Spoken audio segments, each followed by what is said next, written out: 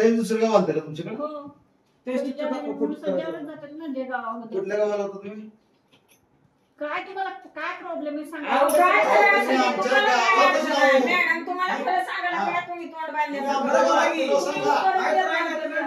सांगत ना तुम्ही कोणत्या गावाला होतो म्हणजे त्याचं काय मी जोगदेवाडीला होते सांगायला काय तुम्हाला अडचण आहे तुमचं काय तक्रार काय नाही तुम्ही खरं सांगत नाव का सांगायचं काय काय खरं सांगायचं आता थांबा मॅडम, तुम्ही ग्रामपंचायतला किती दिवस झालं? 3 महिने झालं?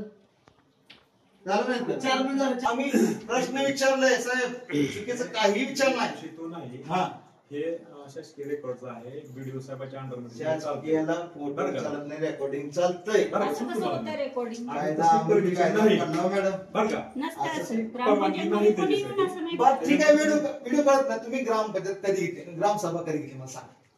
व्हिडिओ काढत नाही हे का ना? मी दत्तात्रय काशीनाथ डोके, वडगाव काठी. नीलाबाई काशीनाथ डोके यांनी 7/11/2024 ग्रामसभा व मासिक सभा घेतलेल्या नाहीत अशी पंचायत समितीला तक्रार दिली होती.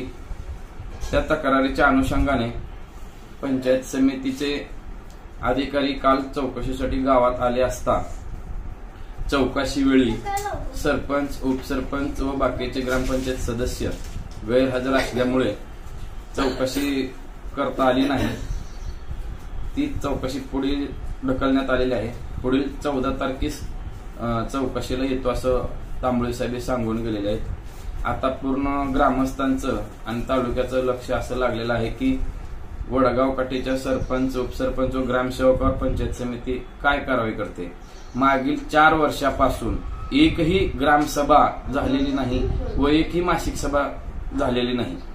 मग हे ठराव कुठं बनले, बाकीच्या गोष्टी कशा घडल्या, हे पैसे निधी, शासनाचा निधी कशा कोणाला विचारून खर्च केला, असा अनागोंदी आणि मनमानी कारभार 4 वर्षापासून वडगाव काठी ग्रामपंचायतमध्ये चालत आहे.